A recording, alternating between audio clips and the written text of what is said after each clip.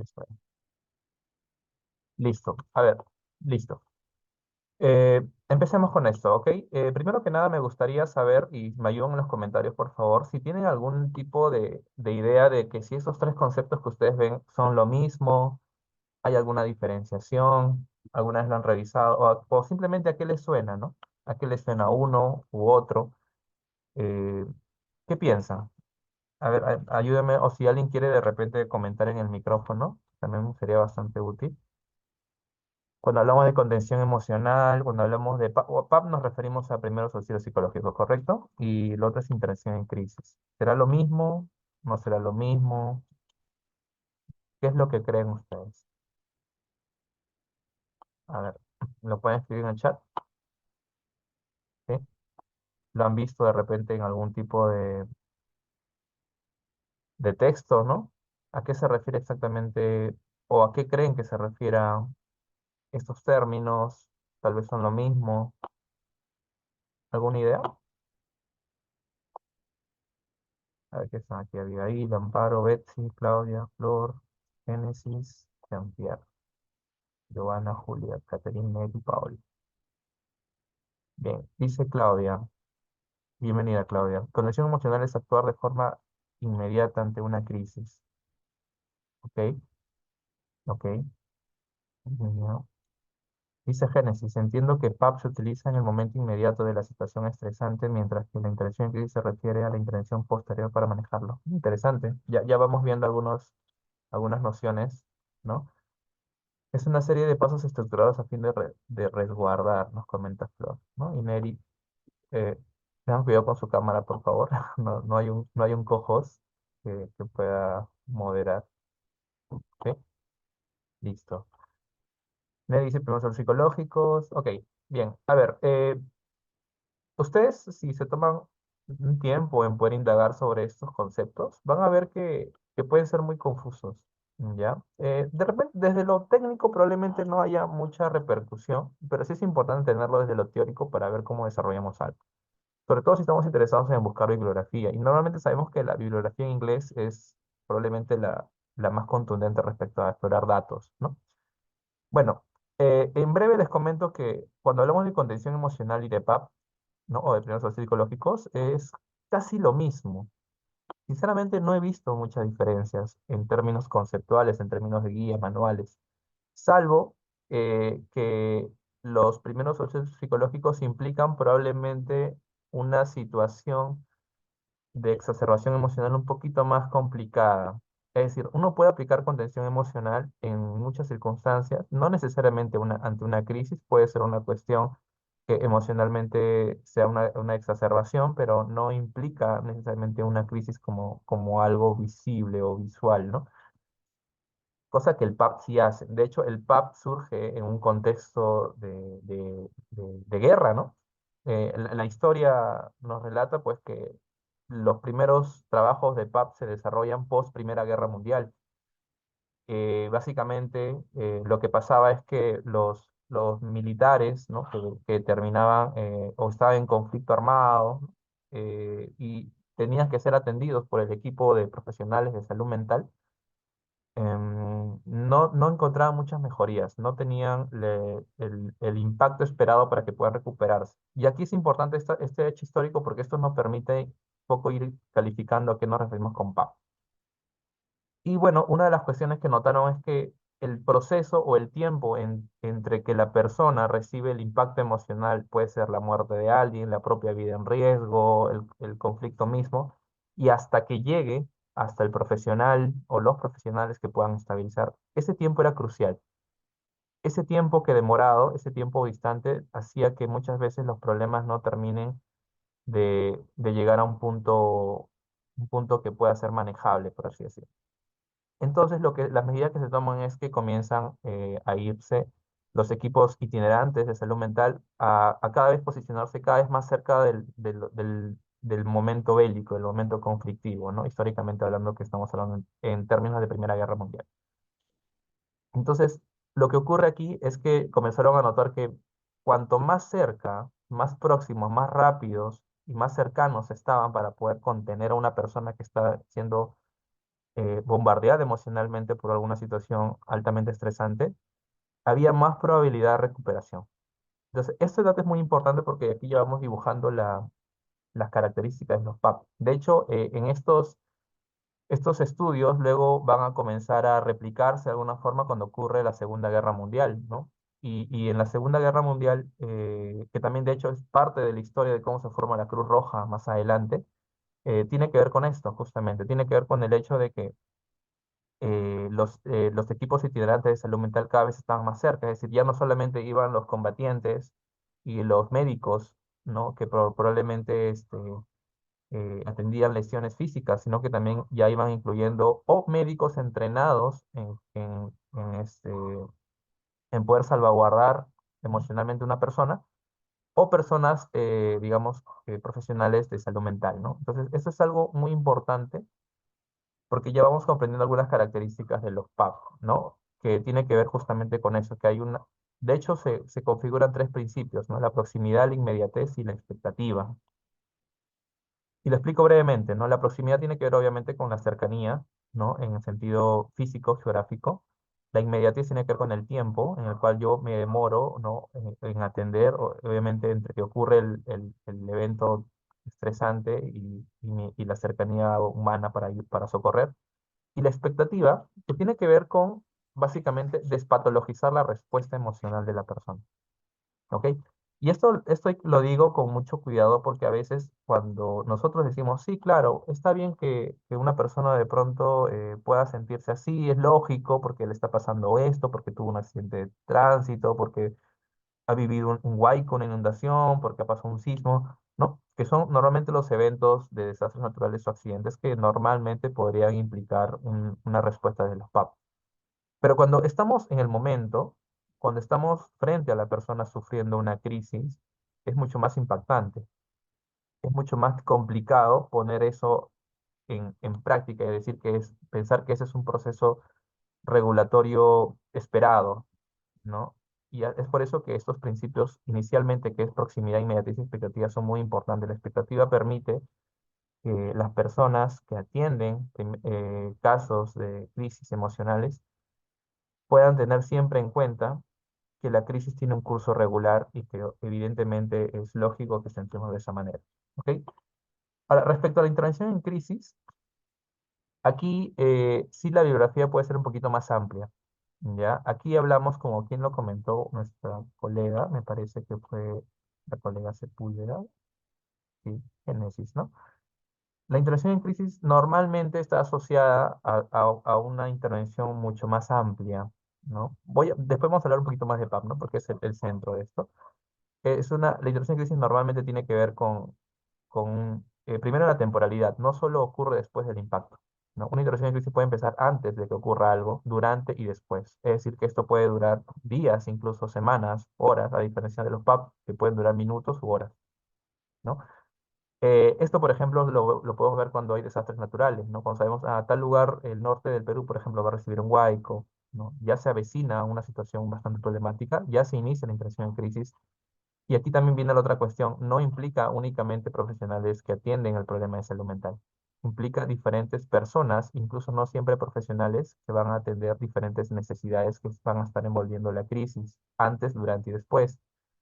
Entonces, es un trabajo, digamos, mucho más extenso en todo el sentido de la palabra. Eh, Además, el objetivo de las intervenciones en crisis básicamente tiene que ver con aprender a transitar.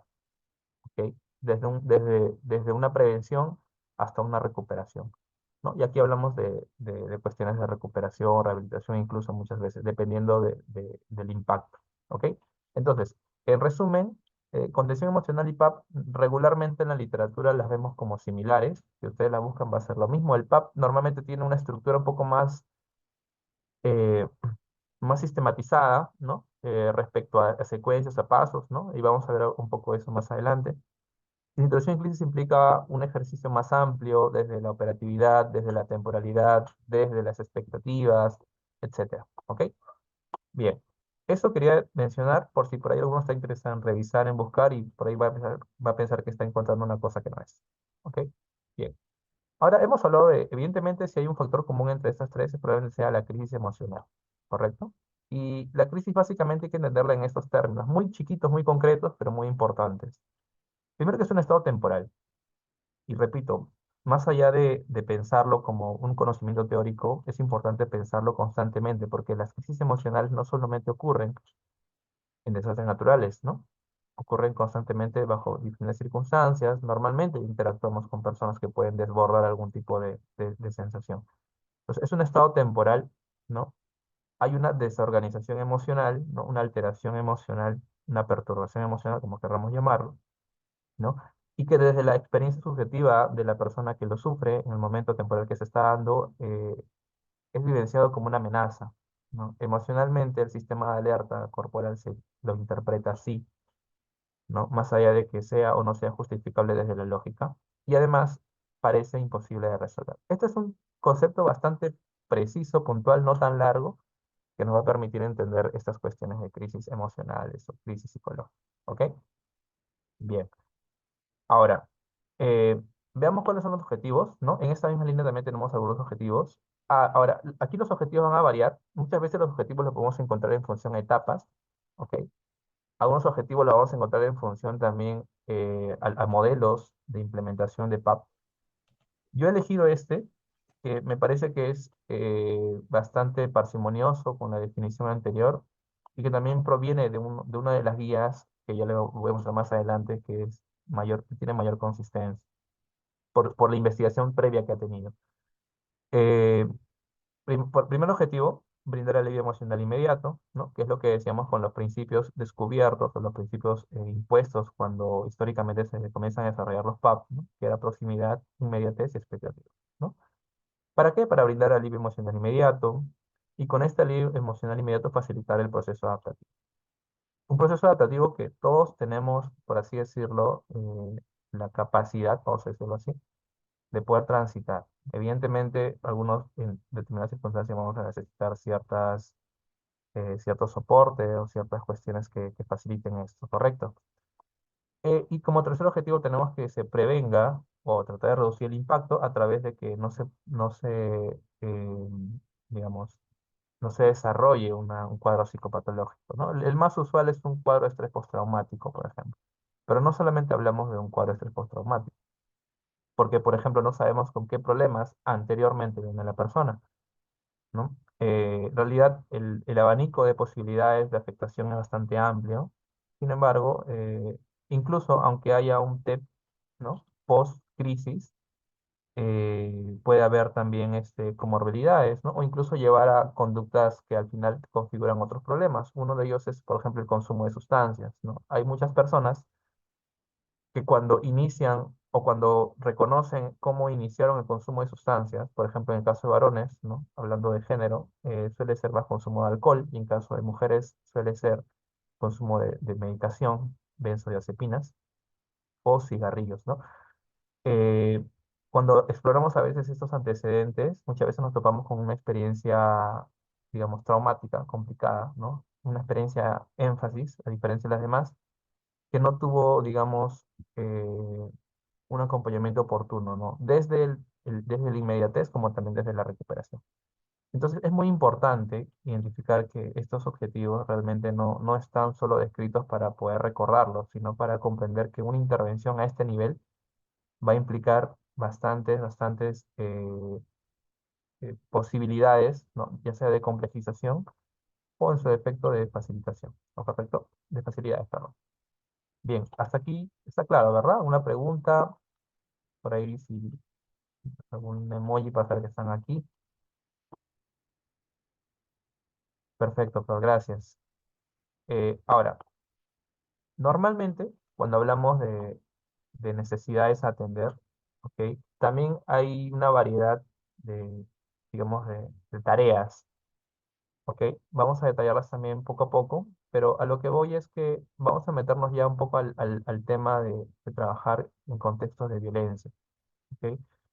He tratado de no hacer una introducción tan amplia porque sinceramente hablar de violencia, normalmente incluso nos tomamos casi 3 horas en una clase regular para hablar de marcos, de teorías, modelos, ¿no? De impactos y demás. Así que me disculparán, pero voy a ir directamente a estas necesidades, ¿no? Para fines de este webinar. ¿Ok? Bueno. Eh, Antes de eso, me gustaría que pongamos en el chat de repente, em, ¿qué tipo qué tipo de pensamientos pueden estar, ¿no? presentándose o pueden estar visitando a una mujer que sufre algún tipo de violencia? Por ejemplo, violencia de parte de pareja, que es la violencia más frecuente. ¿Qué tipo de pensamientos, ideas, imágenes eh, pueden estar presentes ustedes creen? ¿No? Hagamos este pequeño ejercicio, ¿no? Si lo pueden escribir en el chat, si lo han trabajado también, si les ha pasado de repente, ¿no? Con el cuidado que merece, pueden escribirlo si desean. Pero ¿qué piensa? ¿Qué culpa? Excelente. Es mi culpa, dice Sara, Tamara. Génesis dice sentimientos de indefensión. Debo dejarlo, pero ¿a dónde iré ahí? Sí, excelente, excelente. Están dando mucho en el clavo. No puedo alejarme, no me siento capaz. ¿Se dan cuenta? Que quiero, pero no puedo. Miren, y esto de aquí es muy importante porque a veces las cosas no se trata de solo de leerlas y escribirlas, sino se trata de entenderlas para que sea mucho más significativo.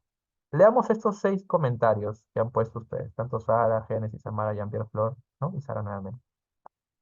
¿Qué de común tienen? ¿Qué de curioso tienen estos comentarios? Analicémoslo de esa forma. Miren. Es mi culpa, sentimientos de indefensión, a dónde me iré a vivir? No puedo alejarme, no me siento capaz. ¿Qué de común tienen esto? En todo caso, de qué se diferencia de una crisis tipo terremoto, tipo inundación, tipo accidente automovilístico? Van hacia la misma persona. Ok, ok, dice Sara, van hacia la misma persona, no hacia el agresor.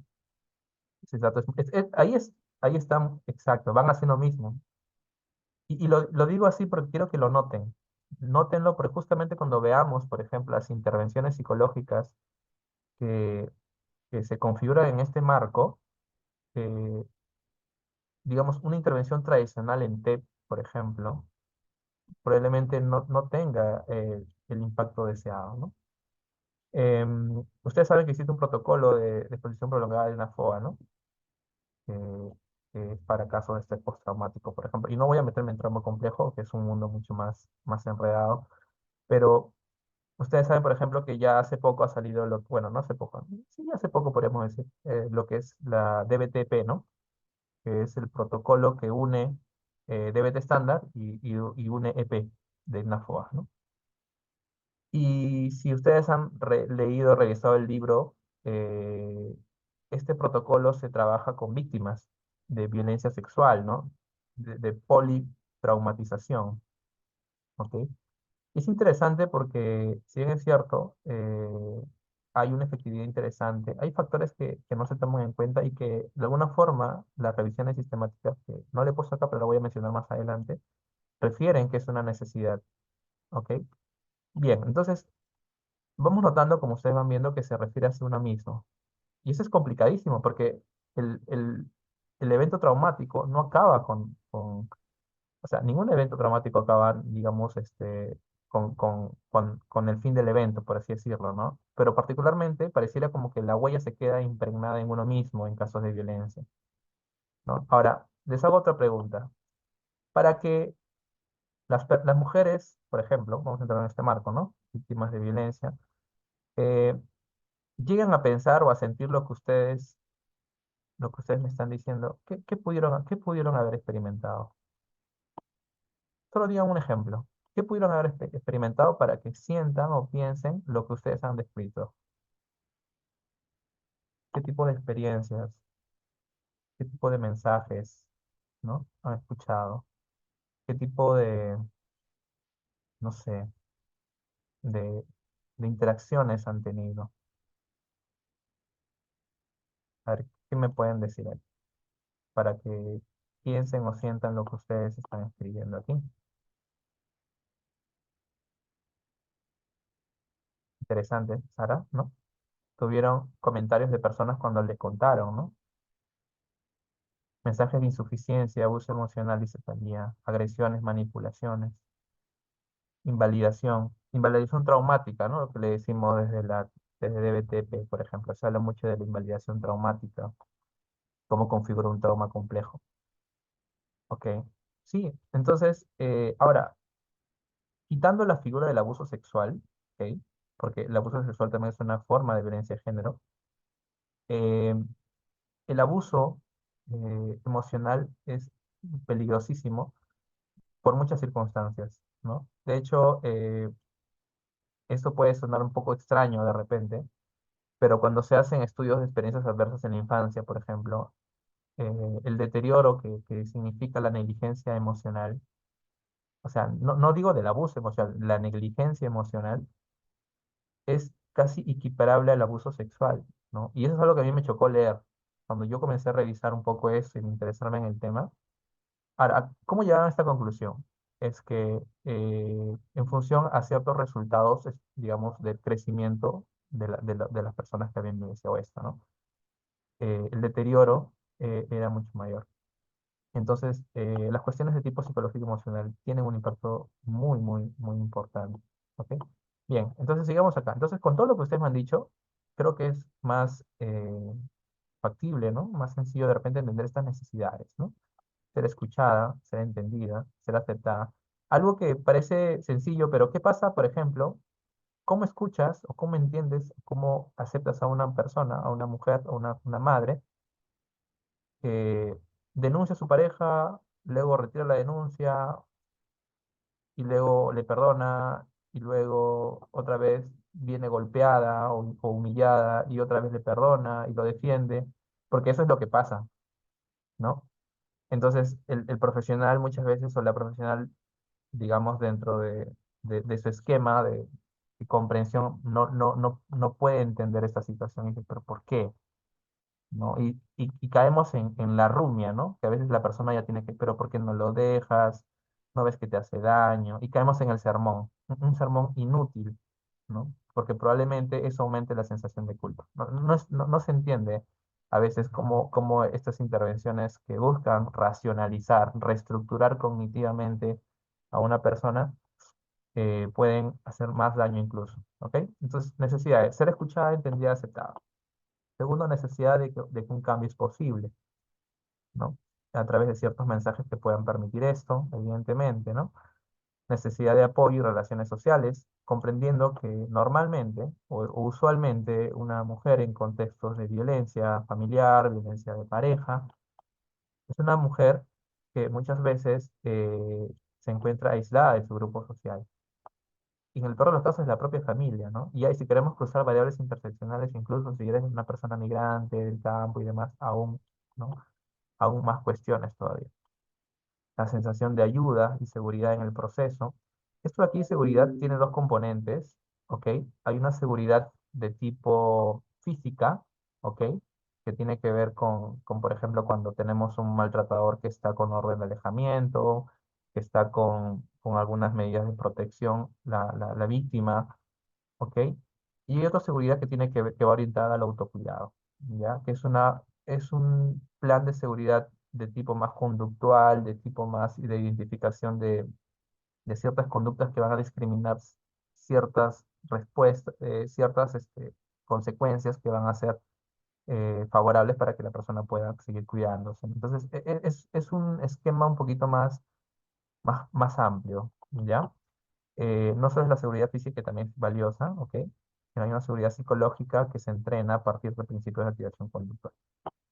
Eh, Acompañamiento en casos que tengan que movilizarse, también, evidentemente, ¿no? Esto ya en el marco, por ejemplo, de atender a una persona quizás en un establecimiento público, ¿no? Que es donde, digamos, se espera que suceda este tipo de trabajo intersectorial, articulado, ¿no? Entre psicología, psiquiatría, enfermería, trabajo social, servicios sociales, derecho, ¿no? Un conjunto de activaciones, así como soluciones de trámite, alojamiento e información. Y otros derivados que puedan ocurrir, ¿no? Capaz la persona tiene personas a su cargo, qué sé yo, ¿no? Ok, bien. Aquí están algunas guías que ustedes las pueden revisar con con el tiempo que tengan. No quiero redundar en lo que ya pueden leer, ¿ok? Les voy a indicar básicamente algunas cosas. La primera es que los protocolos de PAP tienen muchas características, pero el corazón es el mismo, ¿no? El corazón es el mismo en el sentido en que tienen los principios que todos que hicimos al inicio, la proximidad, inmediatez y las expectativas.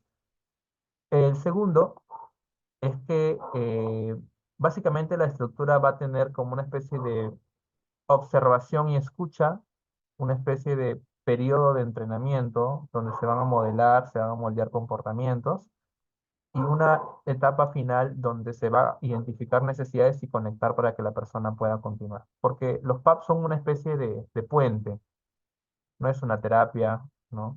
No es nada de lo que probablemente podemos hacer en otras circunstancias. Entonces, es normal pensar que la estructura sea similar.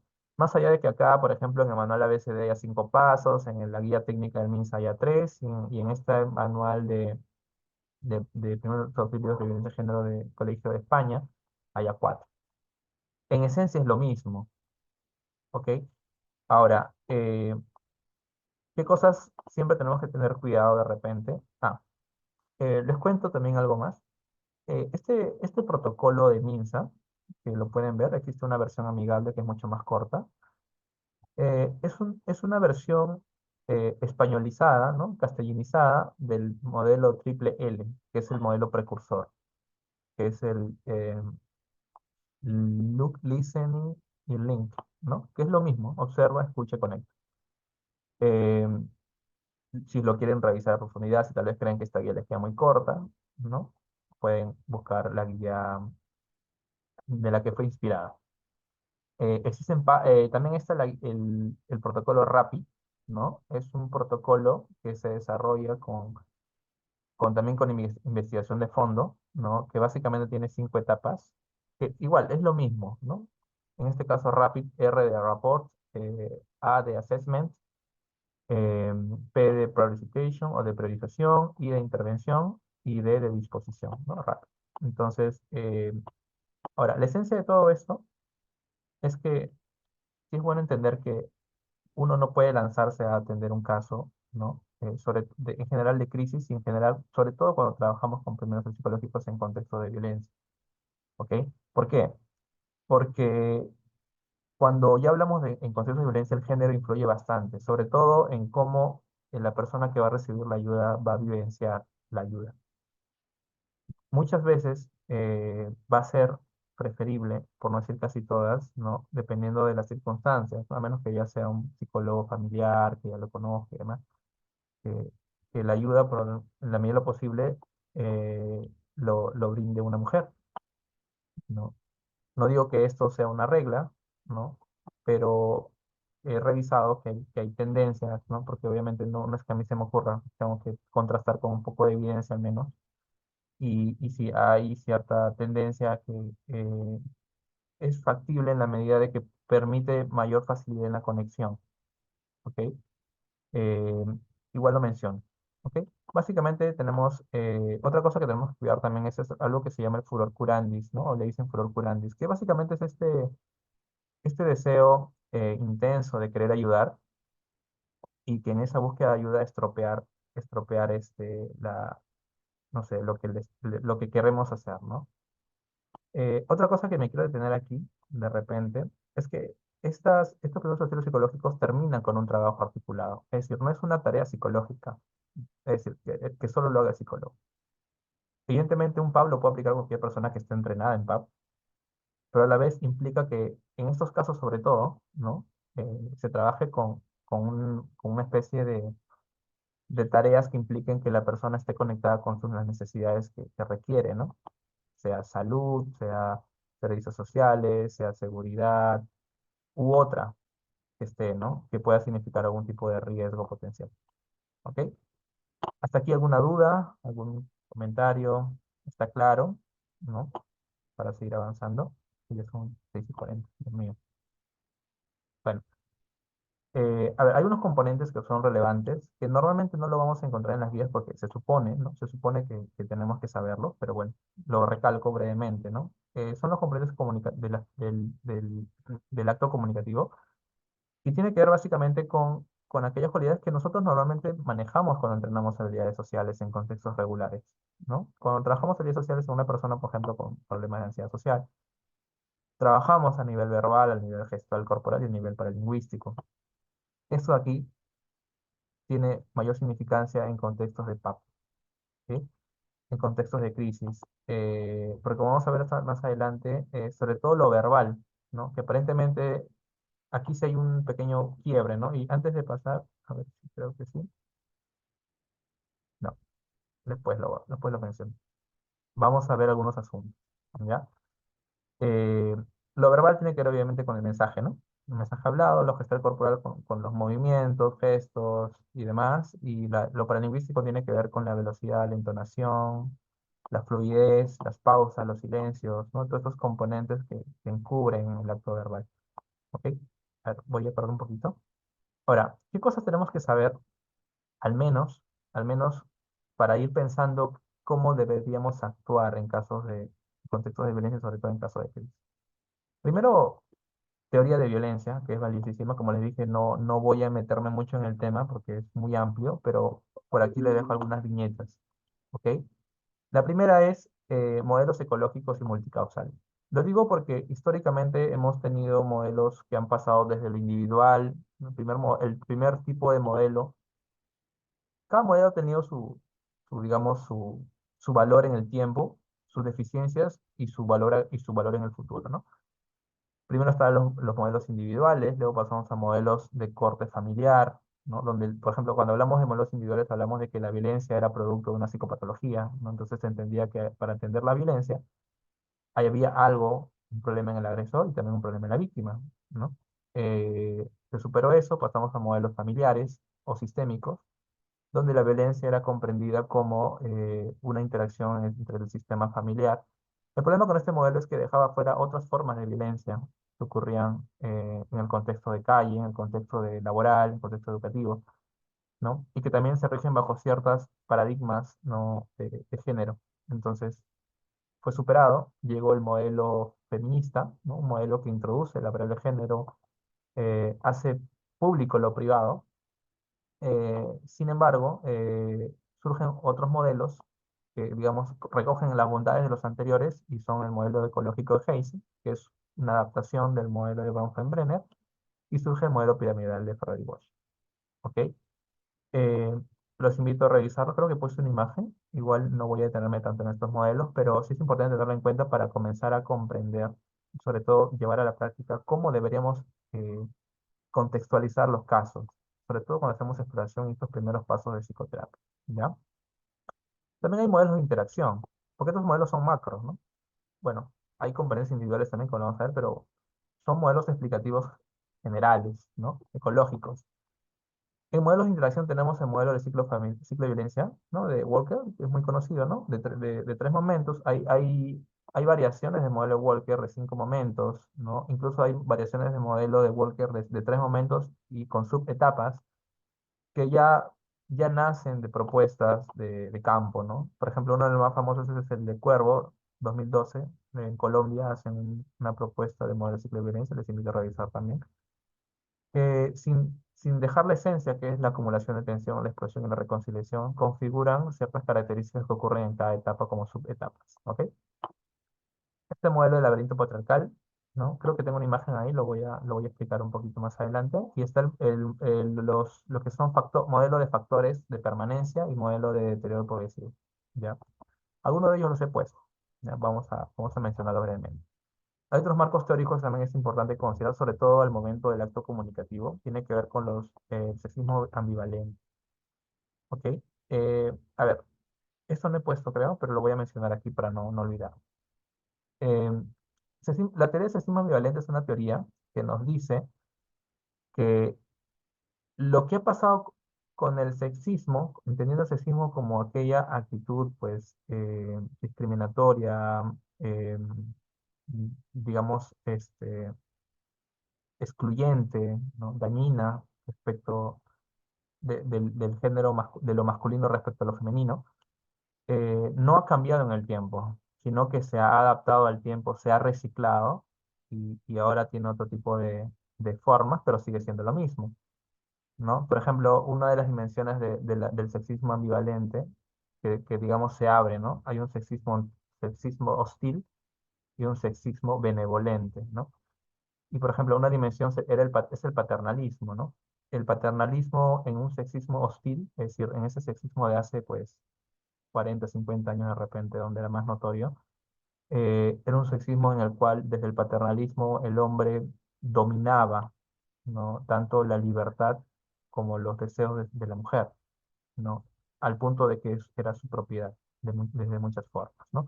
Y no solo en el hogar, sino también en el aspecto público, ¿no? Por cosas de este tipo tenemos, por ejemplo, el tema del voto, la educación superior que no eran derechos, ¿ok? Y este sexismo hostil ahora pasó a volverse un sexismo benevolente, ¿no?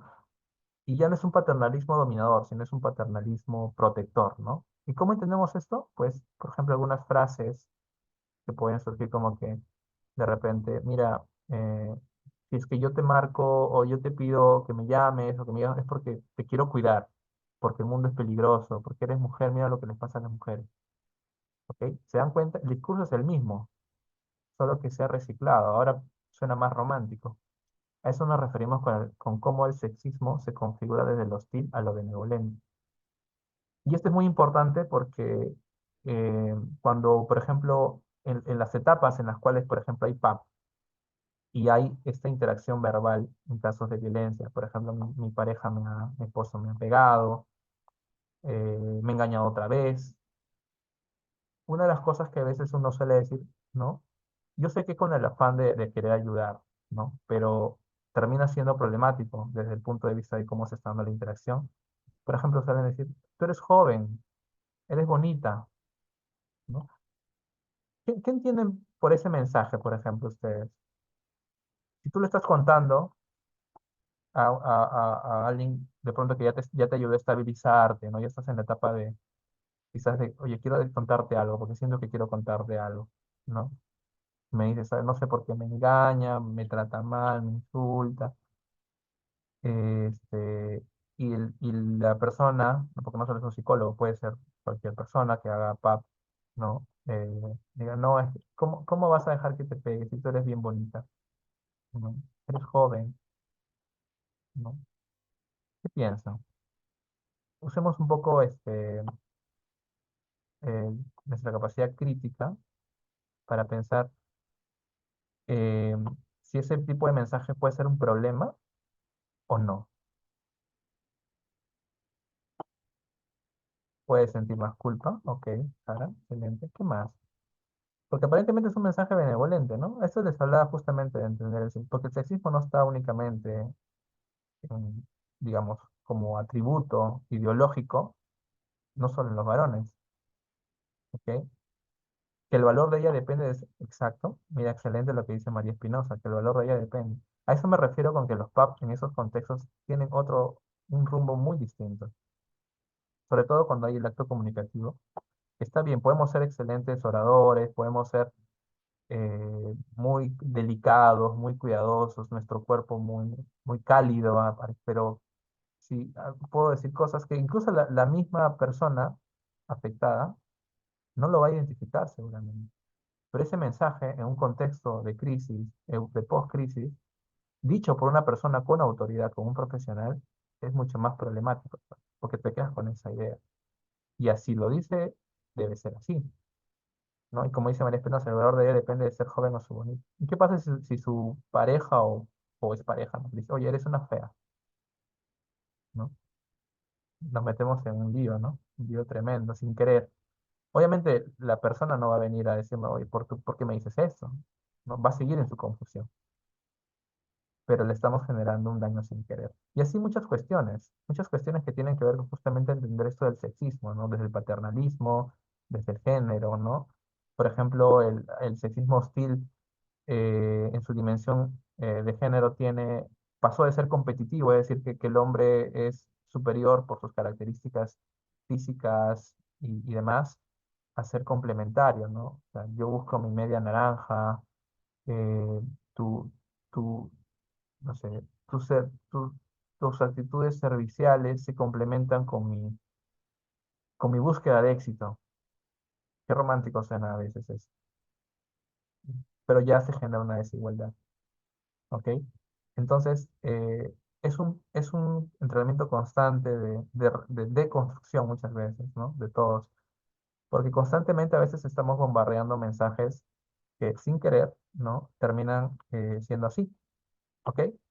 Bien, bueno, les digo esto chiquito del sexismo porque en realidad hay mucho que hacer, ¿ok?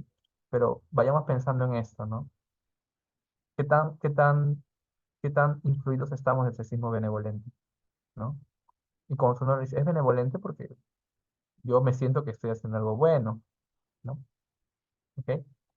Bien. También en temas de género, ya no voy a detenerme aquí tanto, ¿sí? Sabemos que el género organiza muchas cosas, organiza la realidad, organiza el mundo, ¿no? Y, organiza cómo trabajas, así como cómo descansas. No sé si alguien tiene todo esto. Si lo tiene, puede comentarlo, preguntarlo, ¿no? Organiza cómo te comportas en una relación de pareja, qué se espera que hagas en un rol de pareja. Organiza qué tipo de roles, funciones tienes en la casa, ¿no? ¿Qué te corresponde? Si tienes hermanos o hermanas, ¿no? Pareciera que mágicamente aprendiste a que tienes que atender a tu hermano, ¿no? Y tu hermano nunca te atiende a ti, o a tu papá y cosas así, ¿no? Influye en la vestimenta, en los cánones de belleza, en los estándares, ¿no? En lo esperado y demás, ¿no?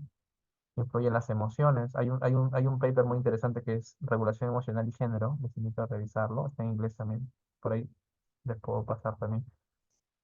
Que habla justamente cómo se van configurando patrones de respuesta emocional y conductual a partir de este moldeamiento de género, ¿no? Porque es un proceso de constante, es un proceso de aprendizaje de temprana edad, ¿no? Nuestras conductas entran en una especie de proceso de discriminación de castigos y reforzamiento según lo que hacemos, ¿no? O sea, si yo soy un niño y de pronto me pongo a jugar con las muñecas, por ejemplo, o a hacer algo aparentemente femenino, mi conducta es castigada, ¿correcto? Y no solo se castiga desde el punto de vista que no lo hagas, sino que es un castigo, y esa es una diferencia también en contexto de género, es que lo masculino no es algo diferente a lo femenino, es algo opuesto. Y no solo opuesto, es algo opuesto y malo, ¿ok? Entonces, cuando hablamos de prevención, por ejemplo, desde las escuelas, desde la psicoeducación, tenemos que notar esto. Lo femenino y lo masculino no tienen una diferenciación horizontal, tienen una oposición y a la vez una asimetría, ¿ok? Normalmente es así. Bien. Bueno, no me detengo mucho acá por el tema de tiempo. Acá se mueve el ecología que les dije, de violencia, ¿correcto? Eh, a ver, algo quiero rescatar de los modelos ecológicos, básicamente es que incluye los factores de riesgo, ¿ya? Y ustedes dirán, claro, yo siempre lo he escuchado, claro, pero para el tiempo no se hablaba mucho de factores de riesgo. Y eso es algo bueno que introducen porque, por ejemplo, hablamos de lo que son esos, esos, esos escenarios que hacen que algo sea más proclive, bueno, que una persona sea más proclive a la victimización, ¿no? O una mujer sea más proclive a la victimización, ¿no? Bueno, no voy a leerlo porque eh, no voy a agotar el tiempo aquí. Algo que tiene que ver con las cargas individuales, ¿no? Y factores de riesgo tiene que ver con las experiencias adversas en la infancia, ¿no? ACEs, por sus siglas en inglés. A ver, yo estoy poniendo aquí una imagen de las ACEs clásicas, que son 10. Actualmente son 15. No he encontrado la imagen. Lo tenía en otro lado, pero ya no lo puedo encontrar, lo lamento. Eh, las 10 clásicas que iniciaron este estudio, bastante grande, son estas. ¿Ok? El abuso físico, emocional, sexual, la negligencia física y emocional, los retos o desafíos en la infancia, en el hogar, que tiene que ver con vivir con un pariente con problemas de salud mental, ¿no? Tener algún estilo parental abusivo, o sea, vivirlo, obviamente, yo como niño, ¿no? Porque las experiencias de adversas en la infancia son todas las experiencias que ocurren de 0 a 18 años, ¿ok? Haber experimentado o vivido el divorcio o separación de nuestros padres, haber tenido un pariente cercano encarcelado o encarcelada, o haber tenido un pariente o un familiar cercano que tenga problemas de abuso de alcohol o sustancias. Se dice que mientras más experiencias adversas de infancias, perdón, mientras más experiencias adversas en la infancia uno identifique, es más probable que se desarrollen ciertos problemas de salud mental, ¿no? Y también de salud física. De hecho, el impacto de esto tiene más carácter, bueno, tiene una correlación más estudiada desde lo físico, ¿no? Con problemas cardiovasculares, problemas de huesos, problemas asociados a lo que es el consumo de alcohol y drogas, la obesidad, ¿no? Cardiopatías, etcétera. Entonces, incluso infección en enfermedades por transmisión sexual, ¿no? Obviamente, entendiendo que es un curso de problemas que se van configurando a través de conducta de riesgo, ¿ok? Le decía que existen más experiencias adversas en la infancia que se han reportado. O sea, no solo es reportarlas y ya, sino que se ha demostrado que tienen una relación interesante con efectos a largo plazo, ¿no? En la adultez. Está, por ejemplo, el racismo, haber sufrido de bullying, haber sufrido de algún tipo de discriminación en la comunidad, ¿no? Haber vivido procesos migratorios y haber experimentado la vivencia de algún fenómeno natural, ¿ok? Entonces, eso aquí es importante preguntar, sobre todo cuando hablamos en general, cuando hablamos con personas que han sufrido algún tipo de violencia o crisis, parte de una historia eh, o parte de exploración traumática o politraumática es indagar sobre las experiencias adversas en la infancia, ¿ok? Bien, acá hay lo que son el modelo de variables contextuales que tienen que ver con la permanencia, ¿ya? Que les decía aquí, por ejemplo, este modelo de acá, factores de permanencia y deterioro progresivo, ¿ya? ¿Por qué es importante conocer esto? Básicamente porque son un conjunto de pautas que nos indican eh, cuáles serían los posibles marcos de acción y de explicación por los cuales una mujer puede permanecer junto a una pareja que la maltrata. ¿Ok? Básicamente, Amor, Borges y Chiburúa, que son los autores que escriben esto, nos centran en tres, que son variables sociodemográficas, acceso a recursos comunitarios y la gravedad de las conductas violentas, ¿no? Esto en contraposición a los argumentos que solemos escuchar, incluso de las propias víctimas, es decir, que yo estoy aquí porque tengo baja autoestima, yo estoy aquí porque no me quiero. Y eso es pareciera como un speech aprendido, ¿no? Y aparte no explica nada. Nosotros sabemos que la autoestima, como muchos otros términos, son conceptos circulares, tautológicos. No explican, describen. Entonces yo no puedo decir que yo hago esto porque tengo baja autoestima. Tengo que explicar la baja autoestima. O la depresión o la ansiedad, lo que queramos configurar. ¿Ok? Eh, Cuando hablamos de variables sociodemográficas, nos referimos, por ejemplo, y acá en regiones como América Latina, dependencia económica. Muy, muy marcado. Muy marcado. Aislamiento familiar y social, también, ya casi producto de la interacción violenta que hay entre una pareja, por ejemplo, ¿no? El aislamiento progresivo. Cuando la mujer tiene personas vulnerables a su cargo, tiene abuelos, tiene ancianos, tiene niños enfermos, ¿no? Eso a veces hace que permanezca o retorne. Consejos de personas significativas, aquí incluimos a los mismos profesionales de salud, ¿no? De repente, o de la propia familia, ¿no? Mira, así era tu papá, así era tu papá. A ver, ¿qué consejos creen que una persona pueda recibir al punto de que le hace volver o permanecer en una relación de conflicto, de violencia, por ejemplo? Digamos que, no sé, digamos que en un servicio de salud mental se está empoderando, ¿no? Aunque ese término de empoderamiento también tiene un poquito de conflicto, pero bueno. Eh, digamos que se está empoderando, ¿no? Eh, Encontró cierta solución a la dependencia económica, ¿no? Ha encontrado posibilidades de trabajo, ha recuperado redes de apoyo, ¿ok? Las personas que tiene a su cargo de repente ha podido ver que puede delegarlas o puede aún hacer cosas sin estar todo el día con ellas o con ellas. Pero tenemos el consejo de personas sin ¿Qué consejos puede escuchar una persona, una mujer, que le podrían hacer dudar de que debe salir de una relación de violencia, de abuso, por ejemplo? A ver, interactuemos un poquito, ¿sí? Si lo dejas, te quedarás sola. ¿Ok? Le podemos agregar eso, ¿no, Samara? Eh, ya estás mayor, ya estás vieja, ¿no? No vas a conseguir marido, podría ser. Uy, eso que dice Mari es muy potente. Me genera muchísima culpa. Tus hijos me siento como un padre. Ok, ¿qué más? ¿Qué más? Uy, excelentes ejemplos nos están dando Samara, Mari. ¿Qué más? Pensemos. Porque de estos consejos también son los que a veces en los pubs decimos nosotros, o en las terapias decimos nosotros. ¿Ok? ¿Qué más, qué más podemos pensar que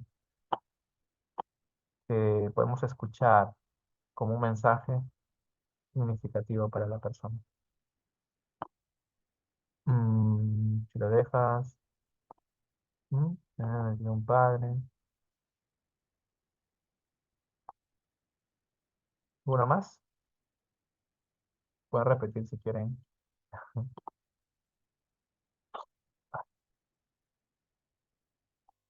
Ok, bueno, vamos pensando igual y escribiendo en el chat para seguir argumentando, ¿ok?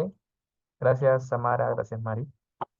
Ok, otras cosas, por ejemplo, tiene que ver con el acceso a recursos comunitarios, que también es una variable que va a influir muchísimo en la permanencia.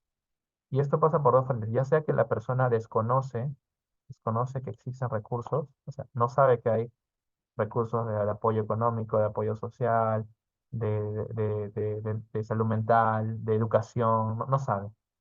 No sabe que hay un lugar donde se puede denunciar, no sabe que hay un lugar que le puede proteger, no sabe que hay un lugar que le puede dar alojamiento, no sabe, desconoce. Ese es uno. Por eso la psicoeducación y la conexión, el último paso de los es muy importante, muy valioso. Y otro es que realmente no haya, ¿no? No, muy bien, Mari, gracias. Todos los hombres hacen lo mismo, ¿no? Indirectamente me está diciendo que no importa si te separas de él y luego vuelves con otro, te va a pasar igual. Ok, excelente, es un buen ejemplo. Gracias. Entonces, volviendo aquí, ¿no? El acceso a recursos comunitarios también es otro problema, ya sea que se desconoce o hay una ausencia. Evidentemente que hay una ausencia es más problemático, ¿no? Tal vez en Lima no ocurre, ¿no? En las ciudades capitales no ocurre tanto, pero pensemos de repente en lugares rurales. Es más complicado, ¿no? Bueno, hay estrategias también rurales, comunitarias, para reducir la violencia que tienen que ver un poco con esa como visión de colectivo, ¿no? Bueno, les comento, porque si es que por ahí piensan que no se puede hacer más, sí se puede hacer, ¿ok? Y el tercer componente tiene que ver con la gravedad de las conductas violentas, ¿ok? Me refiero a que puede haber una elevada gravedad de maltrato o una moderada frecuencia e intensidad de maltrato. Es decir, cuando la gravedad es mucha, muy intensa, la mujer se queda por miedo a represalias o miedo a las amenazas, ¿ok? Y eso incluso hace que tenga silencio. En cambio, cuando la intensidad es moderada y la frecuencia de intensidad es baja o regular, no es tanto que se queda por miedo, sino porque considera que lo puede tolerar.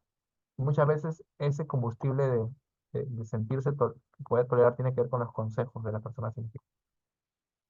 Así era tu papá también conmigo y mira cómo es ahora, ¿no? O, no sé, así era tu hermano, ¿no? Cosas así. Todos merecemos gracias, Catherine. Todos merecemos una segunda oportunidad, claro, también, perdónalo, ¿no? Cosas así. Entonces, esos componentes están relacionados con por eso es peligrosísimo y hago énfasis en los consejos porque cuando hacemos PAP o hacemos terapia, eso es lo que decimos muchas veces, sin querer o de otra forma o de otro entendimiento, ¿no? Bien, este es el modelo del laberinto patriarcal, lo voy a comentar rapidísimo también para no extenderme en el tiempo. Tiene que ver con etapas de cómo una mujer, por ejemplo, comienza a imbuirse en una situación de laberinto, como se dedica, ¿no? O sea, se va perdiendo, se va adentrando y llegar a un punto en que simplemente ya es más complicado retornar, ¿ok? Inicialmente hay un periodo de fascinación, tiene que ver con un periodo de pareja, por ejemplo, normalmente hablamos en ese contexto, donde imperan las, em, las creencias, ¿no? Los mitos de amor romántico, ¿no? Todos estos mitos que existen, ustedes los han escuchado muchas veces.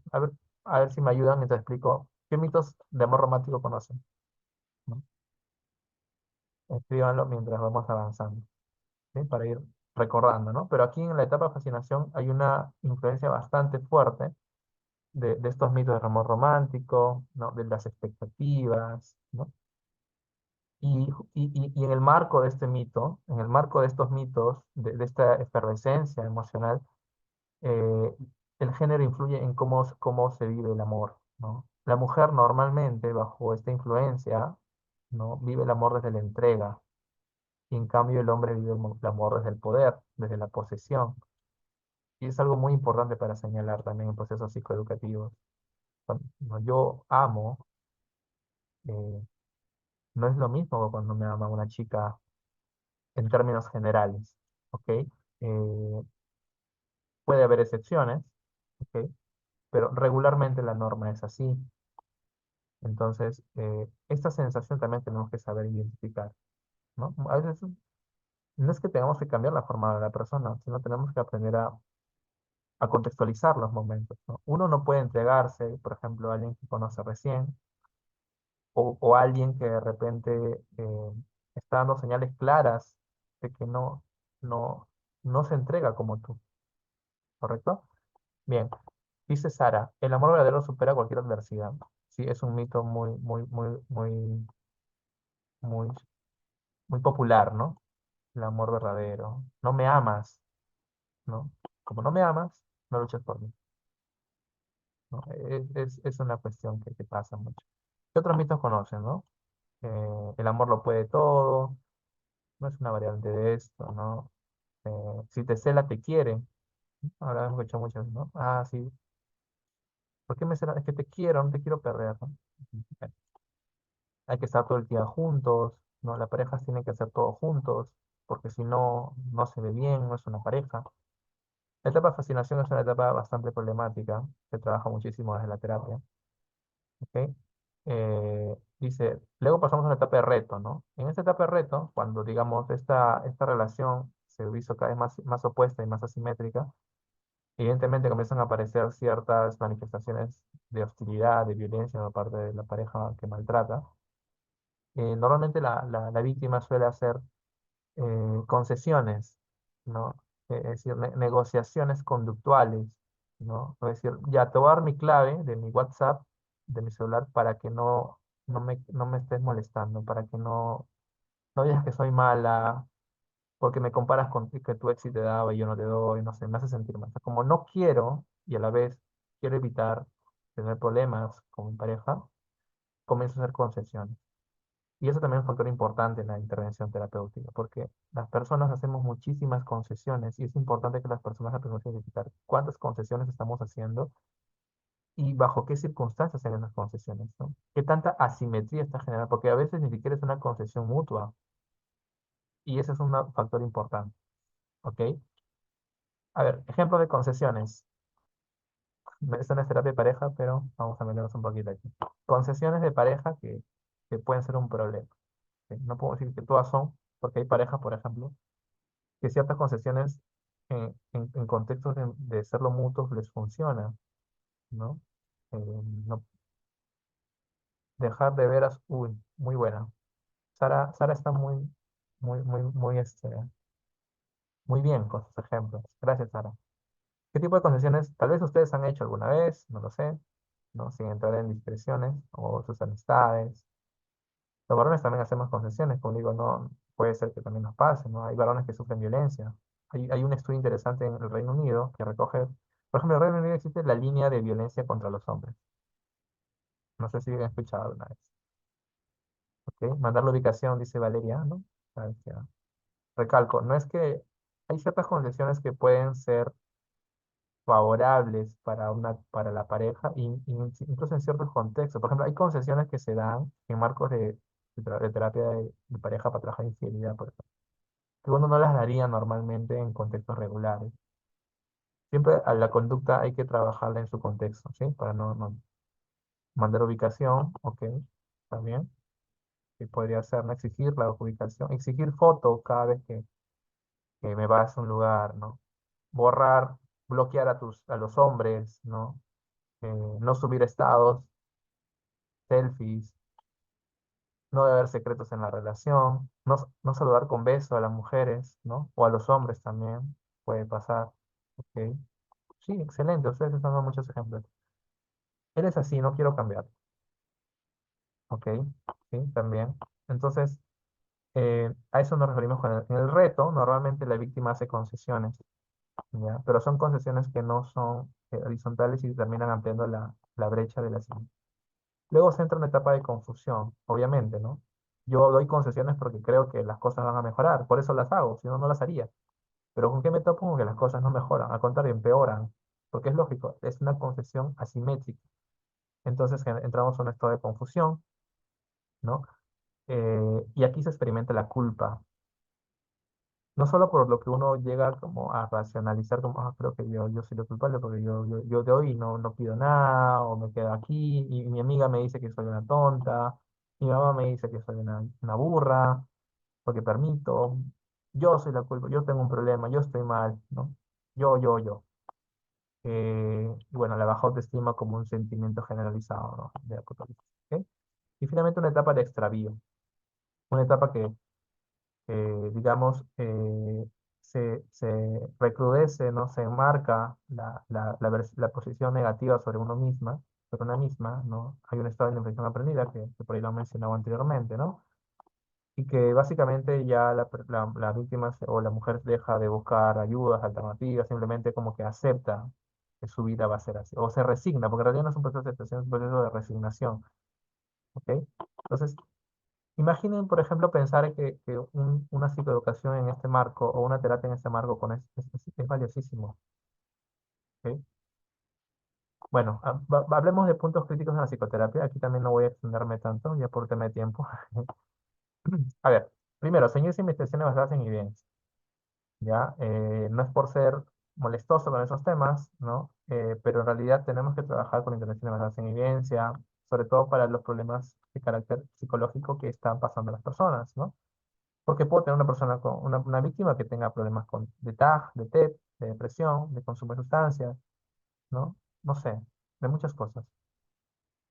Y no se trata solamente de trabajar desde un enfoque meramente con el lente de género y no, y dejar la tecnología que existe, que es real, que funciona, de lado, ¿no? Pensando que todo va a solucionarse solamente no sé, hablando con entusiasmo de que eres mujer y hay que empoderarte, no va por ahí, porque ese es el otro extremo también. Y he visto muchas veces que incluso lugares que a veces forman así, ¿no? De que dejan de lado la tecnología conductual, todo lo que funciona, todo lo que existe, y lo reemplazan por el enfoque de género como una especie de adoctrinamiento.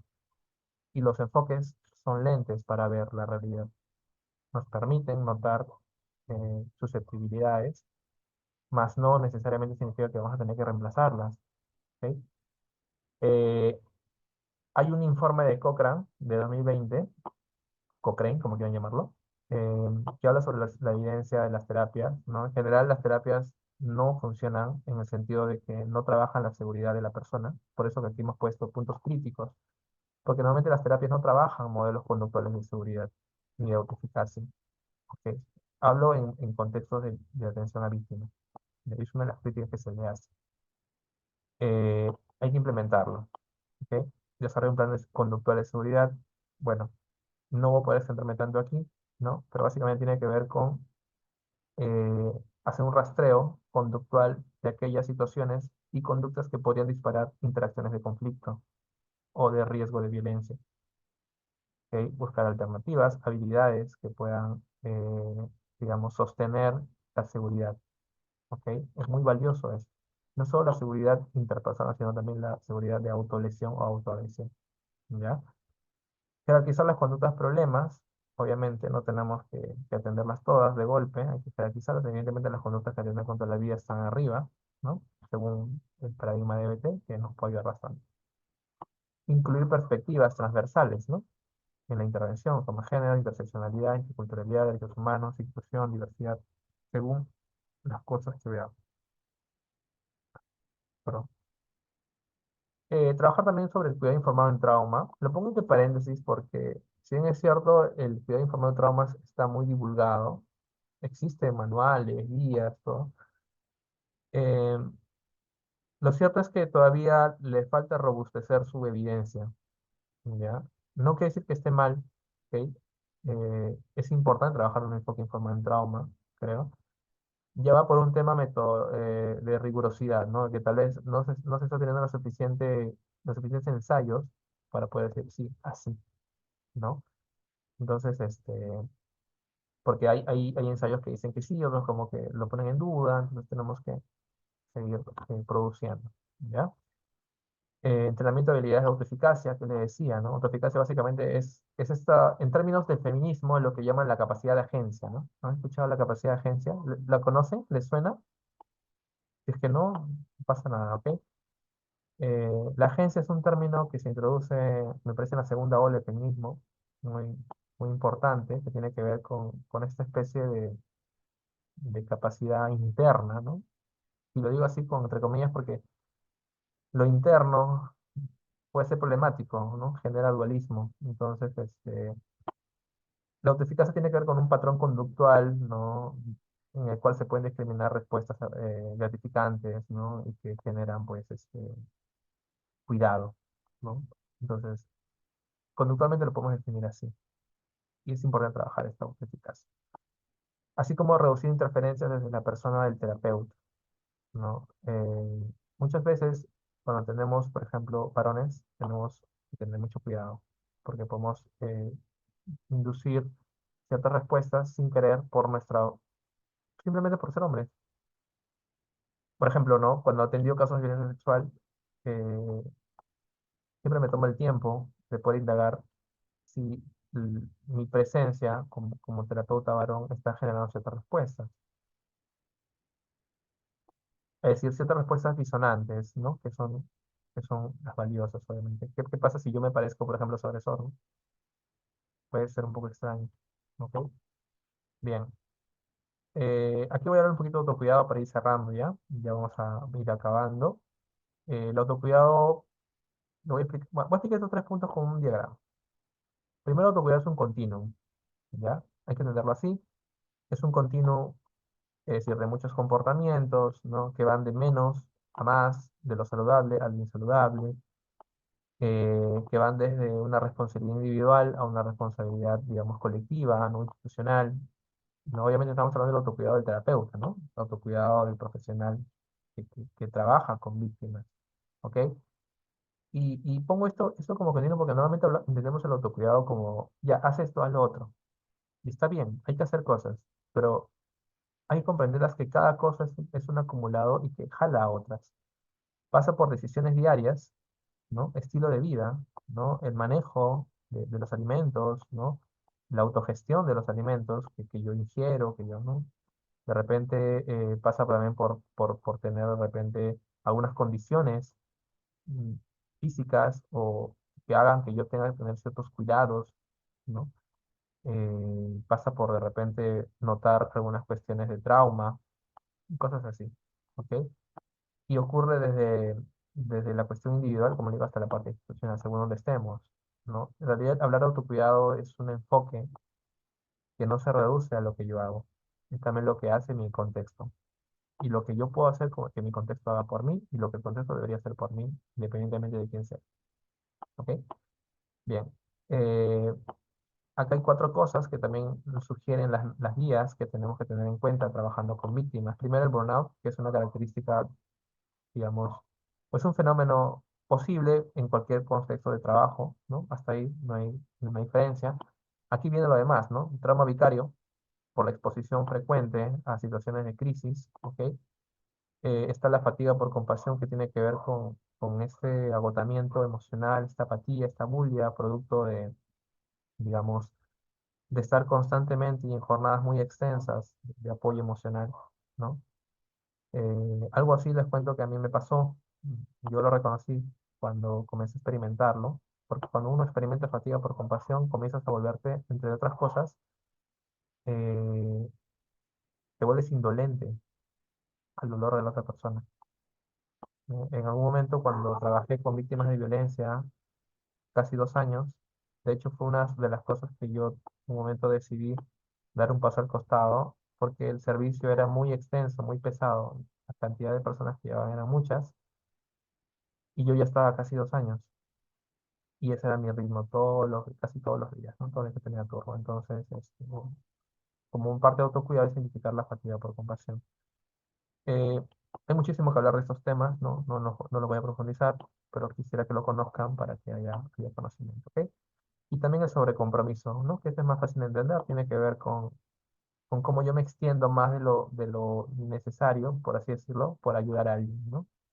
Y esto se puede notar clarísimamente, claramente en algunas conductas del terapeuta, ¿no? Por ejemplo, el hecho de repente de darle más tiempo a alguien, de estar más al pendiente de otras, no sé, incluso la misma persona no nota de repente que el psicólogo o el terapeuta o la persona o el profesional está en un sobrecompromiso, ¿no?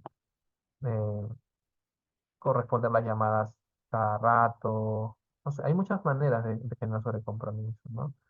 O de repente prestar dinero, eh, bueno, es un tema que incluso choca con lo ético, ¿no? Hay mucha discusión sobre eso, ¿ok?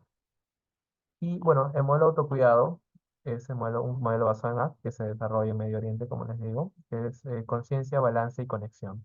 El modelo ABC, ¿ok?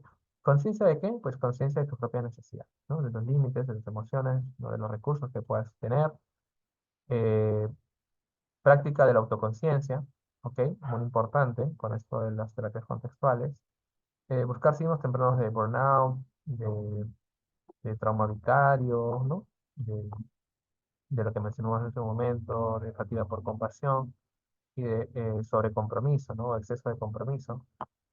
De modo que nos pueda permitir desempeñar una mejor función y prevenir evidentemente otros problemas, ¿no? A eso se refiere con la conciencia. El balance tiene que ver con aquello que, como una balanza, ¿no? Entre las áreas que yo desempeño, ¿no? Cuando yo les di el ejemplo de mi trabajo, yo en ese tiempo noté que dejé de hacer muchas cosas en mi vida social, ya absorbido por el trabajo con víctimas. Entonces, es importante que la persona que ayuda se ayude primero, ¿no? Eso no es solo un refrán, realmente es importante, ¿ok? Balancear la vida de trabajo, la vida familiar, el descanso, el ocio, etc., ¿ok? Así como también la conexión, ¿no? Las redes de apoyo no hay que descuidar, las relaciones sociales, ¿no? En lo posible tratar de tener relaciones saludables o positivas con los compañeros de trabajo. Yo sé que no siempre es posible, pero en la medida de lo posible hay que tratar de configurar ese tipo de vinculación, porque el entorno laboral influye mucho en la salud mental de, de la persona que trabaja, ¿ok? Bien, aquí una pequeña, acá está la guía técnica de violencia de pareja y expareja del MINSA, les invito a revisarlo, acá hay una pequeña línea directorio, siempre es bueno tener un directorio de servicios, acá hay muchas cosas que faltan, falta el 107, acá se la alegra también, ¿no? Podemos revisar, si eres de otra parte del Perú, puedes también hacer una lista, siempre tenemos que tener una lista de servicios, de números, de direcciones, de la jurisdicción donde estamos, del municipio donde estamos y demás, ¿ok? Aquí también un anexo de formas de violencia psicológica, si te quieren tomar captura, no las voy a detallar por tema de tiempo, ¿ok? La violencia psicológica es una de las formas más complicadas de poder indagar y de identificar. Hay un ejemplo de la verdad, ¿ok? Pueden tomarlas y bueno, eso sería todo. Porque aquí ya les quería decir de que hay un programa que estamos lanzando en julio. Si quieren, están interesados, pueden escribirnos. Eso sería todo, ¿ok? ¿Tienen algunas preguntas, algunas dudas? Eh, Estoy para escucharles.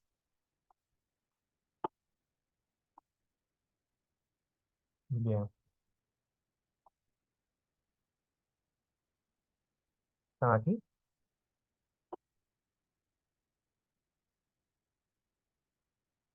Ok, Abel, gracias. Todo claro, dice, ¿no? Bien, si tienen algunas preguntas, dudas, comentarios, estaría bien. Y de paso yo les comento lo que lo que tenemos desde Insight. Igual sí les pediría, por favor, si pueden prender su camarita, ¿ya? Si les interesa, en el Instagram. A ver, primero que hay un curso de formación en violencia, donde ya lo que yo he hablado, se habla en 3 horas y en más secciones, ¿no? Hay bases teóricas, género, diversidad, PAP, modelo de cambio, prevención de riesgo suicida, ¿no? En trauma, trabajo en masculinidades, violencia machista, valoraciones de riesgo y trabajo con parejas. Es un programa bastante completo, ¿ok? Si están interesados, pueden escribirnos al Instagram y le pasamos el dato, ¿ok? También las personas que ingresan a este módulo o a este programa van a ingresar de manera gratuita a esto, que es un profesor Rajab que va a hacer un workshop de 4 horas sobre evaluación conductual, diseños psicológicos eficaces, ¿ok? Pero también lo pueden tomar de manera aislada. Va a salir el flyer mañana, me parece pasado, ¿ok? Eh, Así que les dejo el detalle. ¿Listo? Bueno, me encantaría poder tener un recuerdo de ustedes. No sé si pueden encender su cámara un ratito para una fotito final. Sería, sería genial. Gracias, Sara. Gracias, Sara, por participar también. Es bastante activa. Gracias, Talía. Valeria, gracias. ¿Alguien más quiere prender su camarita para tomar una fotito y hacer algunos? Ok, a ver. A la voz de tres. Gracias, Pablo. Gracias, Flor. Y algunos, si podemos, hacemos unos emojis. No sé cómo se hace. Mm, ya. A la voz de tres, ¿sí? Uno, dos, tres. Listo. Creo que ya lo fue. Gracias a todos por su tiempo. Cuídense, que les vaya muy bien. Chao.